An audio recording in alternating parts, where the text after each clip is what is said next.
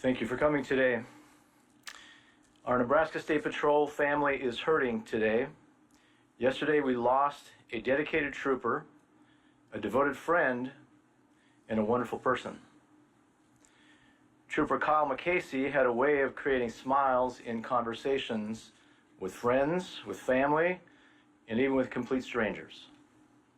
His infectious personality impacted countless people throughout his life. To lose him in the line of duty was not only the loss of a trooper, but someone who affected the world for the better.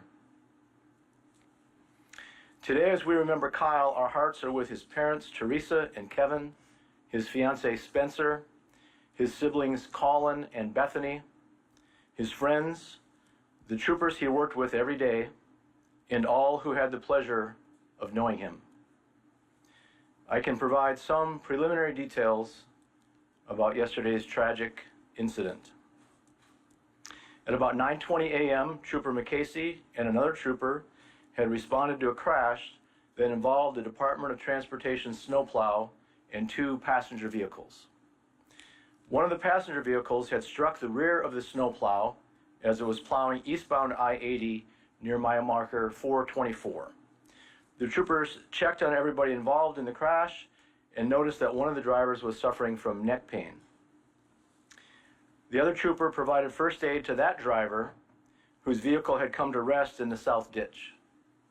While that was happening, Trooper McAcy spoke with the plow driver, who was outside of the plow at the time. We believe that Trooper McAcy asked the plow driver to move the snowplow. Trooper McAcy was in the process of returning to the other vehicles when the plow began to drive in reverse and struck Trooper McAcy. Other motorists saw the crash happen and stopped to alert the other trooper, who was still assisting the other injured driver. The trooper, the plow driver, and others responded immediately, but Trooper McAcy had already passed from his injuries. Because of the nature of the crash, we have asked the Sarpy County Sheriff's Office to complete the crash investigation. We have also asked the Iowa State Patrol to assist with the post-crash inspection of the snowplow vehicle. Today we're all looking for answers, and I'm confident that the crash investigation will provide those answers. But for now, our focus is on Kyle, his family, and everyone who is hurting today. The outpouring of support over the last 24 hours has been tremendous.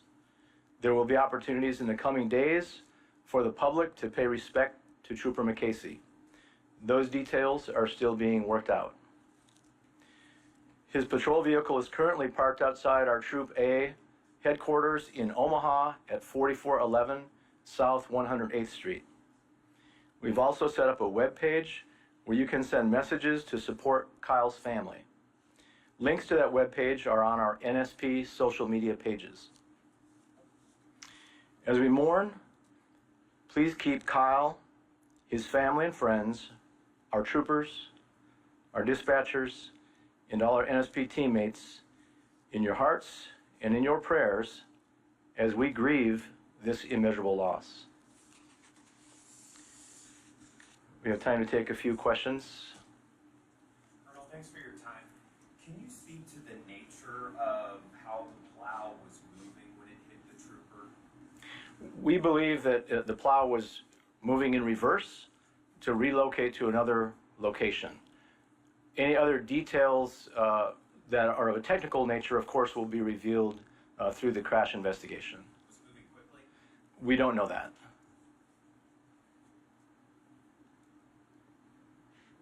Andrew. On a personal note, we see the pictures of Kyle and things like that. What do they tell us about this person? I'm going to have Lieutenant.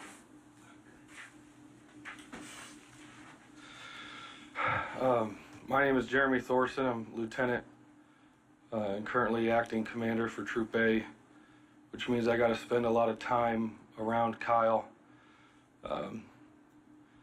What I can tell you is Kyle loved being a trooper. He had a lot of pride for this agency and a lot of pride wearing this uniform. And that resonated to his colleagues and everyone around him. Kyle enjoyed helping others. That's especially in a time of need. That's why he was a crisis negotiator. He loved assisting others and helping train other troopers, which is why he was a very dedicated range officer. And we will do everything that we can to honor Kyle and his legacy and provide any and all support for his family, his friends, and the rest of the members of the State Patrol and allied agencies. The fact that he was stopping a kid, does that tell you a lot about this guy? Yes. What does it mean to see all the outpouring of support on social media? There are law enforcement agencies changing their profile pictures to an NSP badge, their badges with a mourning band on it. It means a lot. It's something that we wish we never had to see, but seeing it means a lot. And I know it not only means a lot to Kyle's family and friends, but it means a lot to his fellow troopers and fellow colleagues to see that kind of support. And Yes, sir. also, your jobs aren't over yet. We're still in the middle of a snowstorm. How tough is it, to carry on yesterday, today, and the days to come? It's extremely tough. And all credit to the troopers that are still out there right now working the road and doing their jobs. We have a lot of resources available to them, chaplains, wellness individuals that have done a tremendous job providing support, peer support as well. And we're going to continue to do that up until all the way through the funeral and beyond. What's your message to other drivers this week as you continue to do your jobs? Yeah, that's a tough one because right now all we can really think about is Kyle and remembering and honoring Kyle at this time. Do you know how because two state employees, being involved, how the plow driver, is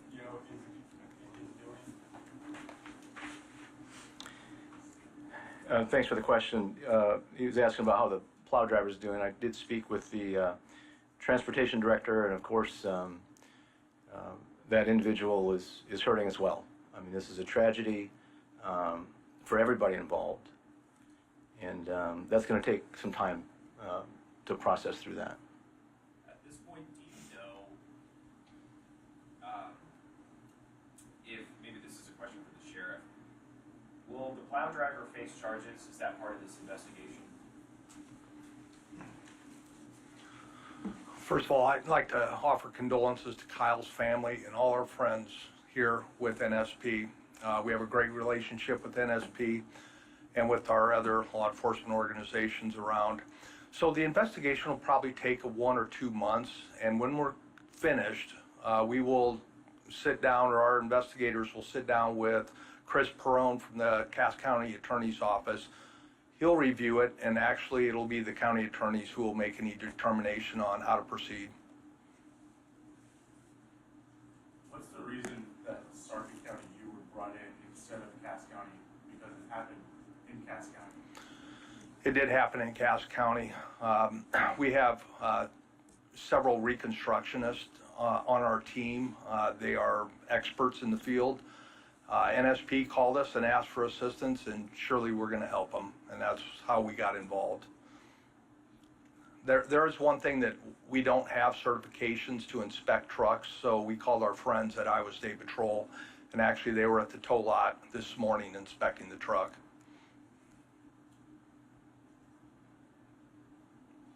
At this point, does it appear that the truck was all in working order? That'll be part of the investigation. I don't know the answer to that. But that's why it takes so long, is because they will inspect the truck. And as I said, We have interviews. We'll look at other data points on what caused the incident, and that's why it takes so long. Are you also investigating the initial crash between the two vehicles and the plow truck, as well as the incident with the plow truck and the NSP trooper? I believe the NSP handled the original crash.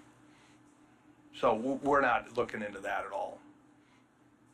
Can you say, question for NSP, can you say what other calls the trooper was addressing throughout the day before he took this call?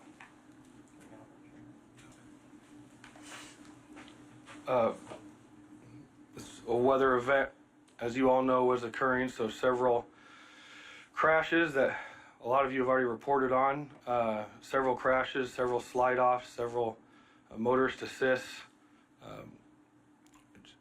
basically everything that comes with working a weather event, and you know, the crash that Trooper McAcy and the other trooper responded to was no different than what they do on a daily basis. So just so I'm clear, the trooper had been responding to other weather calls prior? Yes, sir. And there weren't any other periphery accidents. It looked like, you know, you guys were able to slow down traffic enough, but there weren't any other accidents that occurred, later on, I guess, because of this tie-up. Was there? I don't have that information. Are there any stories that the trooper you'd like to share with the community? Obviously, this has shaken you and State Patrol and other law enforcement agencies. Can you speak to just the work he was able to do in the community? Kyle was an extremely, I won't share any specific stories at this time. I just want to honor him and remember him. But Kyle was a very dedicated trooper, had been with our agency for 10 years. Like I said, he was a range officer. He was a crisis negotiator. He was an extremely hard worker, and very proud of the State Patrol and to be able to serve the state in the way that he did. Go ahead. I'd like to camp on that question a bit. Just some anecdotes about Kyle.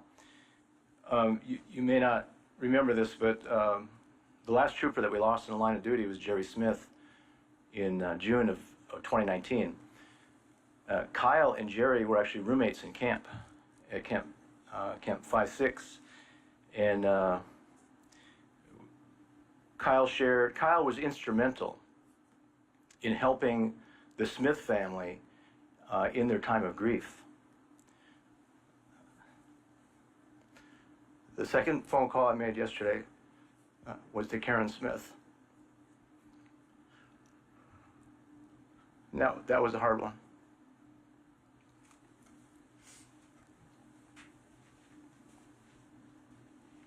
Do you guys have any details on the funeral and any processions that may occur in the coming days or weeks? We don't have that information at this time. Obviously, we're providing support for the family and helping to arrange that, but we don't have that information. But when we do, we will for sure send that out and publicize that.